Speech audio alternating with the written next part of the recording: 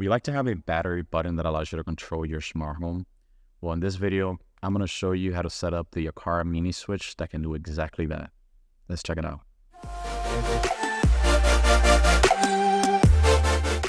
What's up, everyone? My name is Edgar, and this is Edgar's Home Tech. In this video, I'm going to be showing you how to set up the Aqara Mini Switch. This switch can be found on Amazon for $17, and sometimes you can even get them on sale. They usually have 10% or even 15% on sale. So definitely something that works amazing. It comes in a box like this. And for the Mini Switch to work, it uses a Aqara hub. They have right now the Aqara M2 hub and the G37 camera. It's amazing to have a camera that works as a hub. You can use it for multiple things, so that can also be purchased, but you definitely need a hub in order for you to have a Mini Switch like that. The Mini Switch can be in any place you want. I have it in my nightstand, or even you can have automations and have them by your door, so when you press it, all your lights will go off. Those are really nice things you can have, and you can pretty much stick them anywhere you like. That's the awesome part of this. All right, guys, this is the Aqara Mini Switch. Let's see how it works inside. And here's the switch. Here's some of the tags that I was telling you about. The Mini Switch, you can see that there's a ring. Here's how you open the Mini Switch by replacing the battery inside. And these are the sticky pads that you can add whenever you're sticking them anywhere and you're placing the Mini Switch like this, So it comes in a little box like this. I don't think there's anything inside. Oh, there's another pad in case you need another one. So there's two of them. And inside here, there's just, the usual book that comes with the device. So here's the Mini Switch.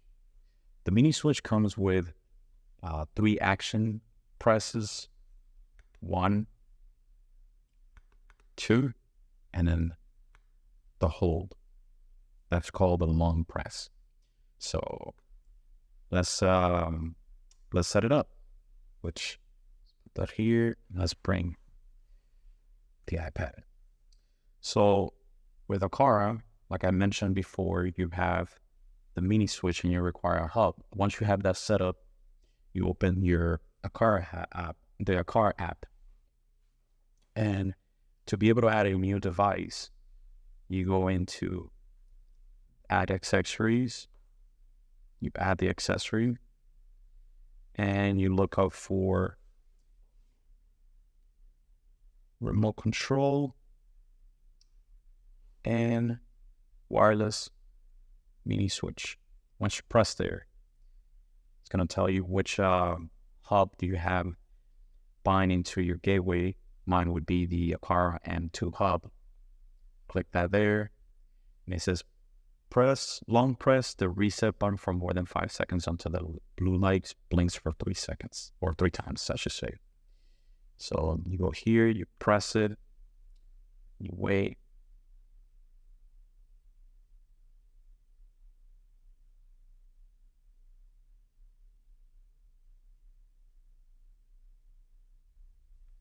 Try one more time. You're holding it 5 seconds. Oh, now it's in pairing mode. So now I should be able to find it. And there it is. So for this demo, I'm just going to just leave it as a wireless Mini Switch. And I'm going to place this let's do it in the kitchen, just so I can find it easier. Next. And I'm pretty much going to skip all of that because I'm not really using the Aqara app.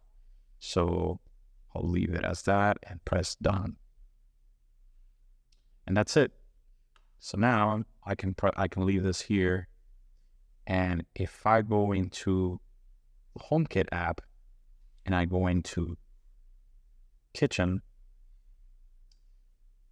there should be the button should be here at some point.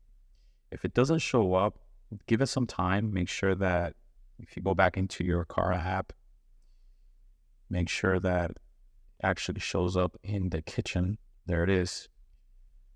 Give it some time. And if you go back into the kitchen app here, let's see, let me do some testing here. Let me pause the video so I can find it. So just to show you in case it happens to you, I have a room that only appears when I throw something in there, and that is called the default room. Sometimes it throws some of the new items in there. As you can see, it moved it to the default room. So I'm just going to change it back to the kitchen, and it should show up here. And there it is. For some reason, HomeKit likes to call it button, so that's just how we're going to call it now. So here's the first automation that I would like to create. I would like to press this button right here, and every time I press it once, I want the single press right there to turn on my living room lamp, just because it's easier for the demo. That's what I'm going to do. So we're going to go for the single press. If you press here and you scroll down all the way to, remember, we're going to convert it to shortcut. That way we can create automations. I'm going to skip this part because, you know, this is a very simple shortcut automation for Apple HomeKit. So we're going to do the if statement. We're going to find out if my living room lamp it's on. So that means if it is, we are going to turn it off every time I press the button. So, oops, go there.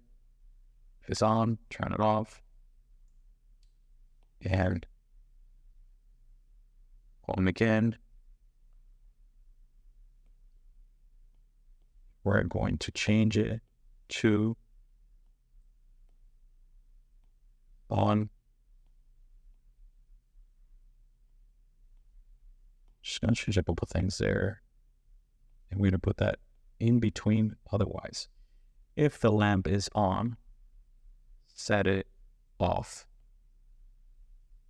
Otherwise, turn on.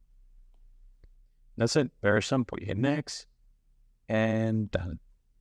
So every time I press this once, my light is going to, it's going to verify first what's the status of the light and do the opposite of it. So, all right, let's test the demo. I wanted to show you the automation by just having a simple tap. When you press it once, the light behind me is going to turn off, and then I press it again, and the light will turn on. You got to remember that that's just with a simple tap. You also have the double tap and the holding tap. So you can have a lot of different automations with just one simple mini switch, which I think is pretty awesome. As you can see, I think this product is great, especially if you can get them on sale. Amazon usually have like a 10 or 15%. So if you're planning to get a couple, you know, maybe you can save a few bucks. So I think that's pretty awesome. And if you found this video informative or you enjoyed it, please consider subscribing and liking this video so I can make more contents like this.